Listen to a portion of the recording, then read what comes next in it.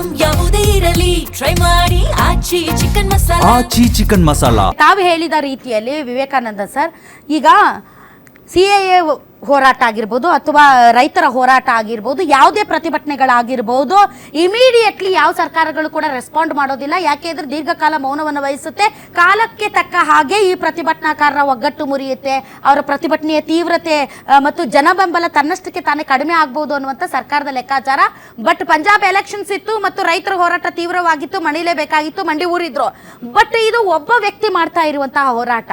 So ಹೀಗಾಗಿ ಈ ಹೋರಾಟವನ್ನ ತುಂಬಾ ಸೀರಿಯಸ್ ಆಗಿ ತಗೊಂಡಿದೆ ಕೇಂದ್ರ ಸರ್ಕಾರ ಅಂತ ಅನಿಸ್ತಾ ಇಲ್ಲ. ಬಿಕಾಸ್ ಅವ್ರು ಕೊಡ್ತಾ ಇರುವಂತ ಸ್ಟೇಟ್ಮೆಂಟ್ಗಳು ನೋಡಿ ಸರ್, ಯಾವ ವ್ಯಕ್ತಿಯ ರಾಜೀನಾಮೆ ಕೇಳ್ತಾ ಇದ್ದಾರೆ, ಯಾವ ವ್ಯಕ್ತಿ ತನಗೆ ಕೊಟ್ಟಿರುವಂತ ಖಾತೆಯನ್ನು ನಿರ್ವಹಿಸಕ್ಕಾಗದೇನೆ ಪದೇ ಪದೇ ಪೇಪರ್ ಲೀಕ್ಗಳಾಗ್ತಾ ಇದೆ, ಅಕ್ರಮಗಳಾಗ್ತಾ ಇದೆ, ಮಕ್ಕಳು ಸಾಯ್ತಾ ಇದ್ದಾರೆ, ಅಂತಹ ವ್ಯಕ್ತಿ ಹೇಳ್ತಾರೆ ಇದು ವಿಚಿದ್ರಕಾರಕ ಶಕ್ತಿಗಳ ಬಿ ಟೀಮ್, ಇದು ಪ್ರಗತಿಯನ್ನು ಸಹಿಸದೇ ಇರುವಂತಹ ವಿನಾಶಕಾರಿ ಶಕ್ತಿಗಳ ಒಂದು ಹುನ್ನಾರ, ರಾಜಕೀಯ ಪ್ರೇರಿತ ನಾಟಕ ಅಂತ. ಏನ್ ಸರ್ ಇದು? ಈಗ ಮೊದಲನೇದಾಗಿ ಅವ್ರನ್ನ ಹಾಸ್ಪಿಟ್ಲಿಗೆ ಸೇರಿಸಿರೋದನ್ನ ನಾನು ಖಂಡಿತವಾಗ್ಲೂ ಸ್ವಾಗತಿಸ್ತೀನಿ. ಸೇರಿಸಲೇಬೇಕಿತ್ತು. ದೀಪಕ್ ಪಡಕೆ ಆಗ್ಲಿ ಇನ್ನೊಬ್ರಾಗ್ಲಿ ಯಾರೇ ಆದ್ರೂ ಕೂಡ ಫಸ್ಟ್ ಜೀವ ಉಳಿಲ್ಲ, ಆಮೇಲೆ ನಾವೆಲ್ಲ ಕೂತ್ಕೊಂಡು ಮಾತಾಡೋಣ. ಅದು ಮೊದಲನೇದು. ಯಾಕಂದ್ರೆ ಫಸ್ಟ್ ಜೀವ ಉಳಿದ್ರೆ ಆಮೇಲೆ ನಾವೆಲ್ಲ ಮಾತಾಡೋಕೆ ಚರ್ಚೆ. ಎರಡನೇದಾಗಿ ಸಬ್ಕಾ ಸಾಥ್ ಸಬ್ಕಾ ವಿಶ್ವಾಸ್ ಸಬ್ಕಾ ವಿಕಾಸ್ ಅಂತ ಹೇಳಿದ ಪ್ರಧಾನಮಂತ್ರಿಗಳು ಈ ಘಟನೆಯನ್ನು ಖಂಡಿತವಾಗ್ಲೂ ನಿರ್ಲಕ್ಷ್ಯ ಮಾಡ್ತಾ ಇರೋದು ಮಾತ್ರ ಅಕ್ಷಮ್ಯ ಅಪರಾಧ. ಖಂಡಿತವಾಗ್ಲೂ ಅದು ಮಾಡಬಾರ್ದಾಗಿತ್ತು. ಯಾಕೆಂದರೆ ನಿಮಗೆ ಪೂನಾ ಫ್ಯಾಕ್ಟಲ್ಲಿ ಗೊತ್ತಿದೆ, ಮಹಾತ್ಮ ಗಾಂಧಿ ಮತ್ತು ಅಂಬೇಡ್ಕರ್ ಅವರು, ಮಹಾತ್ಮ ಗಾಂಧಿ ಅವರು ಯರವಾಡ ಜೈಲಲ್ಲಿ ಸುಮಾರು 21 ದಿನ ಉಪವಾಸ ಮಾಡಿದಾಗ ಬಾಬಾ ಸಾಹೇಬ್ರಿಗೆ ಎಷ್ಟೊಂದು ಒತ್ತಡ ಬರುತ್ತೆ ಅಂದರೆ ಅವರಿಗೆ ಪಾಪ ಇದು ದ್ವಿಪೌರತ್ವಕ್ಕಾಗಿ ಮತ್ತು ಆ ಮತದಾನಕ್ಕಾಗಿ ಬಹಳಷ್ಟು ಟ್ರೈ ಮಾಡ್ತಾರೆ. ಆಗ ಎಲ್ಲರ ಒತ್ತಡದ ನಡುವೆ ಬಾಬಾ ಸಾಹೇಬರು ಅದಕ್ಕೆ ಪೂನಾ ಫ್ಯಾಕ್ಟ್ರಿಗೆ ಸೈನ್ ಹಾಕುವಾಗ ಹೇಳ್ತಾರೆ, ನನಗೆ ನಿಮ್ಮ ಜೀವ ಮುಖ್ಯ ಆಗಿತ್ತು, ನನ್ನ ಜನರ ಹಿತಾಸಕ್ತಿಯನ್ನು ಬಲಿ ಕೊಟ್ಟು ನಾನು ನಿಮಗೆ ಸೈನ್ ಹಾಕ್ತಿದ್ದೀನಿ ಅಂತ. ಅಂದ್ರೆ ಅಂತನೆಲ್ಲ ಇದು ಬಾಬಾ ಸಾಹೇಬ್ರವರು ಶೋಷಿತರ ವಿರುದ್ಧವಾದ್ರೂ ಕೂಡ ಅದಕ್ಕೆ ಸೈನ್ ಹಾಕಿ ಮಾಡ್ತಾರೆ. ಅಂಥದ್ರಲ್ಲಿ ಪ್ರಧಾನಮಂತ್ರಿಗಳು ಕನಿಷ್ಠ ನೋಡಿ, ಅವರು ರಾಜೀನಾಮೆ ಕೊಡೋದ್ರಿಂದ ಸಮಸ್ಯೆ ಬಗೆಹರಿತೋ ಇಲ್ಲೋ ಗೊತ್ತಿಲ್ಲ, ಆದ್ರೆ ನೈತಿಕ ಹೊಣೆ ಅಂತೂ ಅವರು ಹೊರಲೇಬೇಕಾಗುತ್ತೆ. ಏನ್ ಸರ್ ಅಂತ ಅದು ಡೆಫಿನೇಷನ್ ಅನ್ನೋದು ಈಗ ತನ್ನ ಅಸ್ತಿತ್ವವನ್ನ ಕಳ್ಕೊಂಡಿದೆ. ಹೇಳ್ದಾಗೆ ಪ್ರಧಾನಿ ಮೋದಿ ಅವರು ಧರ್ಮೇಂದ್ರ ಪ್ರಧಾನ್ ಅವರ ಬರ್ತ್ಡೇ ದಿನ ಇತ್ತೀಚೆಗೆ ಒಂದು ತಿಂಗಳು ಆಗಿಲ್ಲ ಅಂತ ಅನ್ಸುತ್ತೆ, ಅವರು ಮಾಡಿರುವಂತಹ ಒಂದು ಎಕ್ಸ್ ಖಾತೆಯಲ್ಲಿ ಇರುವಂತಹ ಸಂದೇಶ, ಕೇಂದ್ರ ಸಚಿವ ಶ್ರೀ ಧರ್ಮೇಂದ್ರ ಪ್ರಧಾನ್ ಜಿ ಅವರಿಗೆ ಜನ್ಮದಿನದ ಹಾರ್ದಿಕ ಶುಭಾಶಯಗಳು.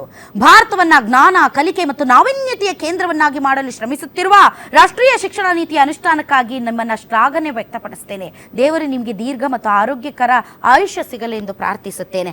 ಸರ್, ಅವರು ಅವರ ಕಾರ್ಯವೈಖರಿಯನ್ನ ಶ್ಲಾಘಿಸಿದ್ದಾರೆ ಅಂದ್ರೆ ನರೇಂದ್ರ ಮೋದಿ ಅವರ ಕಣ್ಣು ಕುರುಡಾಗಿದೆಯಾ? ಖಂಡಿತ. ಈಗ ಪ್ರಧಾನಮಂತ್ರಿಗಳು ಇದೊಂದೇ ಅಲ್ಲ, ಕಿವಿಗೆ ಕಿವುಡಾಗಿದೆಯಾ?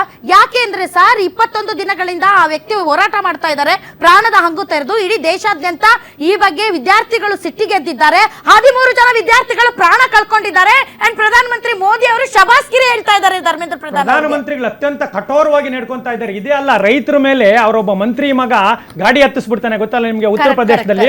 ಆವಾಗೂ ಆ ಮಂತ್ರಿಯ ರಾಜೀನಾಮೆ ಕೊಡ್ಲಿಲ್ಲ. ಪ್ರಧಾನಮಂತ್ರಿ ನೈತಿಕ ಮೌಲ್ಯಗಳ ಬಗ್ಗೆ, ಈ ದೇಶದ ಬಗ್ಗೆ, ರಾಮನ ಆದರ್ಶಗಳ ಬಗ್ಗೆ ಮಾತಾಡೋರು ಒಬ್ಬ ವ್ಯಕ್ತಿ. ಆತ ಯಾರು ಅಂತ ಗೊತ್ತಿದೆ ನಿಮಗೆ, ಆತ ನೀವೇ ಹೇಳಿದ್ರಿ ಶಿಕ್ಷಣ ತಜ್ಞರಾಗಿದ್ದಾರೆ. ಮತ್ತು ಸೈನ್ಯದಲ್ಲಿ ಅನೇಕರು ಚಳಿಯಲ್ಲೆಲ್ಲ ಮಾಡ್ತಾ ಇದ್ರೆ ಅವ್ರಿಗೆ ಪ್ರೊಟೆಕ್ಟ್ ಕೊಡುವಂತ ವಸ್ತುಗಳನ್ನೆಲ್ಲ ಮಾಡಿದ್ದಾನೆ. ಅದು ಯಾರೇ ಆಗಿರ್ಲಿ, ಆ ವ್ಯಕ್ತಿ ಸಾಯ್ತಾ ಇರ್ಬೇಕಾದ್ರೆ ಬಂದು ಮಾತುಕತೆಯನ್ನ ಮಾಡಬೇಕು. ಹೋಗ್ಲಿ, ಪ್ರಧಾನಮಂತ್ರಿ ಟೈಮ್ ಇಲ್ವಾ? ಬೇಡ, ಬೇರೆಯವ್ರನ್ನ, ಅಧಿಕಾರಿಗಳನ್ನ ಬೇರೆಯವ್ರನ್ನ ಕಳಿಸಿ ಕನಿಷ್ಠ ಪಕ್ಷ ನನಗನ್ಸುತ್ತೆ ಎಲ್ಲ ದೃಷ್ಟಿಯಿಂದಲೂ ನೋಡಿದಾಗ, ಲೆಫ್ಟ್ ರೈಟ್ ಈ ಪಾರ್ಟಿಗಳನ್ನೆಲ್ಲ ನೋಡಿದಾಗ ಕನಿಷ್ಠ ಧರ್ಮೇಂದ್ರ ಪ್ರಧಾನ್ ಅವ್ರನ್ನ ಶಿಫ್ಟ್ ಆದ್ರೂ ಮಾಡಬೇಕು. ಅಂದ್ರೆ ಖಾತೆನಾದ್ರೂ ಬದಲಾವಣೆ ಮಾಡಬೇಕು. ಕನಿಷ್ಠನೂ ಮಾಡ್ಲಿಲ್ಲ ಅನ್ನೋದಾದ್ರೆ ಈ ಹೋರಾಟಕ್ಕೆ ನೀವು ಪ್ರಜಾಪ್ರಭುತ್ವ ಬೇಕು, ಉಳಿಸ್ತೀವಿ ಅನ್ನೋದಾದ್ರೆ, ಆಮೇಲೆ ಅವ್ರನ್ನ ನೀವು ದೇಶದ್ರೋಹಿಗಳು ಅನ್ನೋದು ಇದೆಯಲ್ಲ, ಅದರಂತ ಹೀನಾಯ ಕೃತ್ಯ ಯಾವುದೂ ಇಲ್ಲ. ಯಾಕೆಂದ್ರೆ ಒಬ್ಬ ದೇಶದ್ರೋಹಿಗೆ ನೀವು ಅಲ್ಲಿ ಬಿಜೆಪಿಯ ಟೂಲ್ ಕಿಟ್ ಸರ್, ಬಿಜೆಪಿಯ ಟೂಲ್ ಕಿಟ್ ಏನು ಅಂತಂದ್ರೆ, ನೀವು ಯಾರು ಈ ದೇಶದ ಆಳುವ ಸರ್ಕಾರಗಳ ವಿರುದ್ಧ ಮಾತಾಡ್ತಿರೋ ಅವರು ದೇಶದ್ರೋಹಿಗಳು, ಅವರ ನೀತಿ ನಿಲುವುಗಳನ್ನ ಟೀಕಿಸಿದ್ರೆ ದೇಶದ್ರೋಹಿಗಳು. ಇಲ್ಲ ಬೇಡಪ್ಪ ಶಾಂತಿಯುತವಾಗಿ ಪ್ರತಿಭಟನೆ ನಡೆಸ್ತೀನಿ ಅಂತಂದ್ರೆ ನೀವು ವಿಚಿತ್ರಕಾರಿ ವಿನಾಶಕಾರಿ ಗುಂಪುಗಳು. ಈ ರೀತಿ ನೀವು ಈ ಟೂಲ್ ಕಿಟ್ ಅನ್ನ ಬಳಸಿ ನೀವು ಅನ್ಕೊಳ್ತಾ ಇದ್ದೀರಾ ನಾವು ದೇಶವನ್ನ ಮುಂದಿಟ್ಟು ಅದರ ನೆರಳಿನಲ್ಲಿ ನಾವು ಮರೆಮಾಚಿಕೊಂಡು ನಾವೇನ್ ಮಾಡಿದ್ರು ಕೂಡ ನಡೆಯುತ್ತೆ ಅನ್ನೋದು. ಅವರೇ ಅಪರಾಧಿಗಳಾಗ್ತಾರೆ. ದೇಶದ್ರೋಹಿನಲ್ಲಿ ಜಂತರ್ ಮಂತರಲ್ಲಿ ಉಪವಾಸಕ್ಕೆ ಕೂರಿಸಿರ್ಬೇಕಾದ್ರೆ ಮತ್ತೆ ನಾವೆಲ್ಲ ಏನ್ ಮಾಡ್ಬೇಕು? ನಾವು ಅರೆಸ್ಟ್ ಮಾಡಕ್ಕಾಗುತ್ತಾ ದೇಶದ್ರೋಹಿನ ಅರೆಸ್ಟ್ ಮಾಡ್ಬೇಕಾಗಿರೋದು ಅವರು. ಚೀನಾ ಜೊತೆ ಅವ್ರ ಸಂಪರ್ಕ ಇದ್ರೆ ಅವ್ರನ್ನ ಅರೆಸ್ಟ್ ಮಾಡಿ, ನಾವು ಬೇಡ ಅನ್ನಲ್ಲ. ನೀವು ಸುಮ್ನೆ ಅದನ್ನು ಬ್ಲೇಮ್ ಮಾಡಿದ್ರೆ ನಾವು ಹೋಗಿ ಅರೆಸ್ಟ್ ಮಾಡಕ್ಕಾಗುತ್ತಾ? ಅಲ್ಲಿ ಪತ್ರಕರ್ತರು ಹೋಗಿ ಅರೆಸ್ಟ್ ಯಾರು ಪಂಜಾಬ್ ಅಲ್ಲಿ ರೈತರು ಏನಾದ್ರೂ ಹೋರಾಟ ಮಾಡಿ ನೀವು ಖಲಿಸ್ತಾನ್ಗಳು, ಹೌದು. ನೀವು ದಕ್ಷಿಣ ಭಾರತದಲ್ಲಿ ಯಾರಾದ್ರೂ ಹೋರಾಟ ಮಾಡ್ರಿ ನೀವು ನಕ್ಸಲ್ಗಳು, ನೀವು ಅರ್ಬನ್ ನಕ್ಸಲ್ಗಳು. ಇನ್ನು ಆ ಕಡೆ ಇದು ಏನು ಈಶಾನ್ಯ ರಾಜ್ಯಗಳಲ್ಲಿ ನೀವು ಇದು ಪ್ರೊಟೆಸ್ಟ್ ಮಾಡಿ ನೀವು ಚೀನಿಗಳು, ನೀವು ಬಾಂಗ್ಲಾದೇಶಿಗರು, ಎಲ್ಲರಿಗೂ ಇಲ್ಲಿ ಕೆಳಗಡೆ ತಮಿಳ್ನಾಡಲ್ಲಿ ನೀವು ಇವರು ಯಾರವರು LTTಗಳು. ಏನ್ ಸರ್ ನೈತಿಕ ಹೊಣೆ ಯಾರು ಹೊರ್ತಾರೆ ಹೇಳಿ? ಈಗ ಕ್ರಿಕೆಟ್ ಅಲ್ಲಿ ನಾನು 0-0 ಹೊಡಿತಾ ಇದ್ರೆ ನನ್ನ ಆಟದಲ್ಲೇ ಇರಿಸಬೇಕು ಅನ್ನೋದಾದ್ರೆ ನೈತಿಕ ಹೊಣೆ ಪ್ರಶ್ನೆ ಬರೋದಿಲ್ಲ, ಪರ್ಫಾರ್ಮೆನ್ಸ್ ಪ್ರಶ್ನೆ ಬರುತ್ತೆ. ಈ ಫೈಲ್ಯೂರ್ ಧರ್ಮೇಂದ್ರ ಪ್ರಧಾನ್, ಸೊ ರಾಜೀನಾಮೆ ಕೊಡಬೇಕು ಅನ್ನೋದು ನೈತಿಕವಾಗಿ ಕರೆಕ್ಟ್. ರಿಷಿ ಗೌಡ್ರು, ಬಿಫೋರ್ ಸರ್ ನೀವು ಕಂಟಿನ್ಯೂ ಮಾಡೋದಕ್ಕಿಂತ ಹಿರಿಯ ಪತ್ರಕರ್ತರು ಮತ್ತು ವಿಶ್ಲೇಷಕರು ಆದಂತಹ ನಮ್ಮ ಪ್ರೀತಿಯ ಸುಭಾಷ್ ಉಗಾರ್ ಸರ್ ಕೂಡ ನಮ್ಮೊಂದಿಗೆ ಜಾಯ್ನ್ ಆಗಿದ್ದಾರೆ. ಅವ್ರನ್ನು ಕೂಡ ವೆಲ್ಕಮ್ ಮಾಡ್ತೀನಿ. ಪ್ರತಿಧ್ವನಿ ಪತ್ರಿಕೆಯ ಎಕ್ಸಿಕ್ಯೂಟಿವ್ ಎಡಿಟರ್ ಸರ್, ತಮಗೆ ವಿಶೇಷ ಕಾರ್ಯಕ್ರಮಕ್ಕೆ ಸ್ವಾಗತ. ನಾನು ಮತ್ತೆ ವಾಪಸ್ ಬರ್ತೀನಿ ಸರ್, ತಮ್ಮನ್ನು ಮಾತಾಡ್ತೀನಿ. ಎಸ್ ರಿಷಿ ಗೌಡ್ರು. ಮೇಡಮ್ ನೋಡಿ, ಈ ಸಂದರ್ಭದಲ್ಲಿ ನಾನು ಹೇಳೋದೇನು ಅಂತಂದ್ರೆ, ಸೆಂಟ್ರಲ್ ಗೌರ್ಮೆಂಟ್ ಅಲ್ಲಿ ಸನ್ಮಾನ್ಯ ರಾಹುಲ್ ಗಾಂಧಿ ಅವರು ಏನಿದಾರಲ್ಲ, ಕಾಂಗ್ರೆಸ್ ಪಕ್ಷದವರು, it's totally failure. They have failed. ಈ ಸಬ್ಜೆಕ್ಟ್ನ ಎತ್ಕೊಳ್ಳೋದ್ರಲ್ಲಿ ಅವ್ರು ಕಂಪ್ಲೀಟ್ ಆಗಿ ವಿಫಲರಾಗಿದ್ದಾರೆ.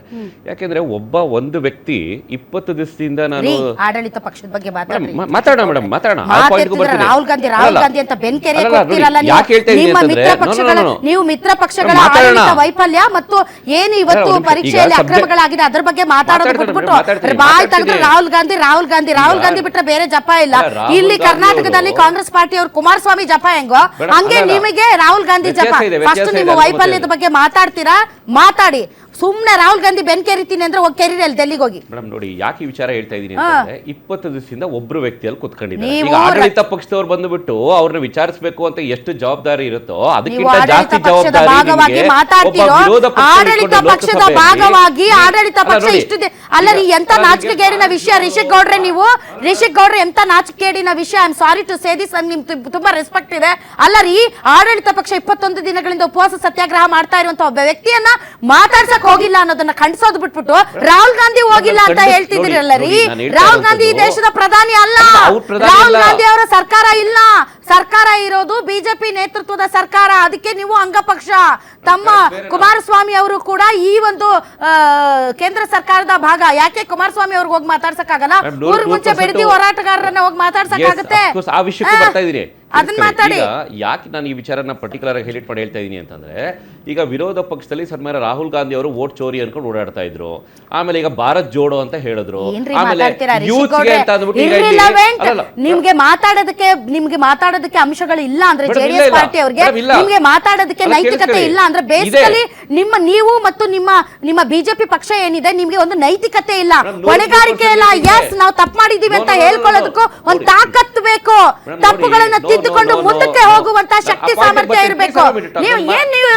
ನೀವು ಮಾತಾಡ್ತಾ ಇರೋದೆಲ್ಲ ನಿಜಕ್ಕೂ ಕೂಡ ಅರ್ಥಹೀನ. ಐ ಆಮ್ ಸಾರಿ. ಮತ್ತೇನ್ರಿ ಸರ್ಕಾರ ಹೋಗಿ ಮಾತಾಡ್ಸಿಲ್ಲ ಅಂದ್ರೆ ರಾಹುಲ್ ಗಾಂಧಿ ಹೋಗಿ ಮಾತಾಡ್ಸಿಲ್ಲ. ನೋಡಿ, ಈ ಹಿಂದೆ ಅಣ್ಣಾ ಹಜಾರೆ ಅವರು ಕುತ್ಕೊಂಡಿದ್ರು, ಕೇಜ್ರಿವಾಲ್ ಅವರು ಕುತ್ಕೊಂಡಿದ್ರು. ಕಾಂಗ್ರೆಸ್ ಪಾರ್ಟ್ ಆಫ್ ದ ಏನದು ಅಲಯನ್ಸ್ ಅಲ್ಲಿ ಇತ್ತು. ಅದಕ್ಕೆ ಯಾವ ರೀತಿ ತಾರ್ಕಿಕ ಅಂತ ಸಂಬಂಧ ಅಲ್ಲ. ಈಗ ವಿರೋಧ ಪಕ್ಷ ಕಾಂಗ್ರೆಸ್ ಅವರಲ್ವಾ? ಅಲ್ಲ, ಕಾಂಗ್ರೆಸ್ ಪಕ್ಷ ವಿರೋಧ ಪಕ್ಷ ಅವ್ರ ಜವಾಬ್ದಾರಿ ಏನಿದೆ? ಜವಾಬ್ದಾರಿ ಏನಿದೆ? ಜವಾಬ್ದಾರಿ ಬಗ್ಗೆ ಮಾತಾಡಿ ಫಸ್ಟ್. ನಿಮ್ಮ ಅಕೌಂಟಬಿಲಿಟಿ ಕೊಡಿ. ಏನ್ ಮಾಡಿದ್ರಿ ನೀವು? ನೋಡಿ, ನೀವು ರಾಜ್ಯ ಸರ್ಕಾರದಲ್ಲೇ ತಗೊಳ್ಳಿ. ಆಡಳಿತ ಪಕ್ಷದಲ್ಲಿ ಕಾಂಗ್ರೆಸ್ ಟಾಪಿಕ್ ರಿಷಿ ಗೌಡ್ರೆ ಟಾಪಿಕ್ ನೀವು ಅಧ್ಯಯನ ಮಾಡ್ಕೊಂಡು ಬಂದಿದ್ದೀರಾ? ನಿಮ್ಗೆ ಗೊತ್ತಾ ಟಾಪಿಕ್ ಏನು ಅಂತ? ಟಾಪಿಕ್ ಏನ್ ಹೇಳಿ? ಟಾಪಿಕ್ ಏನ್ ಹೇಳಿ? ಏನ್ ಮಾಡಿದ್ರಿ ಸರ್ಕಾರ ಏನ್ ಮಾಡಿದ್ರಿ? ರಾಹುಲ್ ಗಾಂಧಿ ಕೇಳೋಣ ಆಮೇಲೆ. ಈಗ ನೀಟ್ ಪರೀಕ್ಷೆ ಮತ್ತೆ ಮರು ಪರೀಕ್ಷೆ ಮಾಡಿದ್ರ ಮಾಡ್ಲಿಲ್ವಾ? ರೆಸ್ಪಾನ್ಸ್ ಮಾಡಿದ್ರ ಮಾಡ್ಲಿಲ್ವಾ? ರಿಯಾಕ್ಟೇ ಮಾಡಿಲ್ಲ ಅನ್ನೋದು ವಿದ್ಯಾರ್ಥಿಗಳಿಗೆ ಅಕೌಂಟಬಿಲಿಟಿ ಇಲ್ಲ. ಇದೆ, ಅಕೌಂಟಬಿಲಿಟಿ ಇದೆ, ಅಕೌಂಟಬಿಲಿಟಿ ಇದೆ. ಅದಕ್ಕೆ ಬೇರೆ ಆದ ಪ್ರಾಸೆಸ್ ಗಳಿದಾವೆ.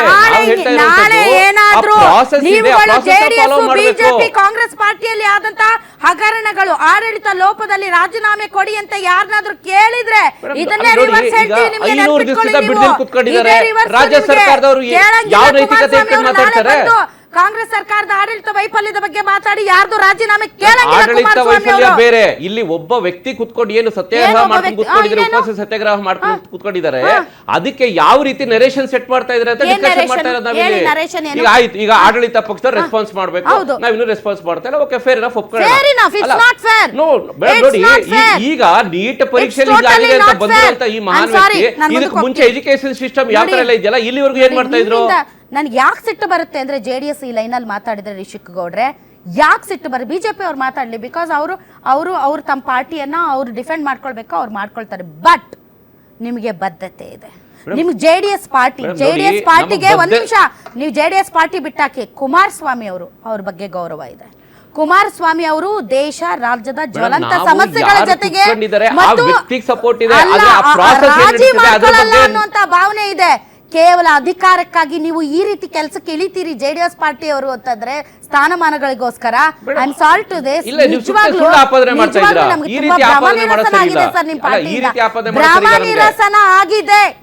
ಭ್ರಮ ನಿರಸನ ಆಗಿದೆ. All right.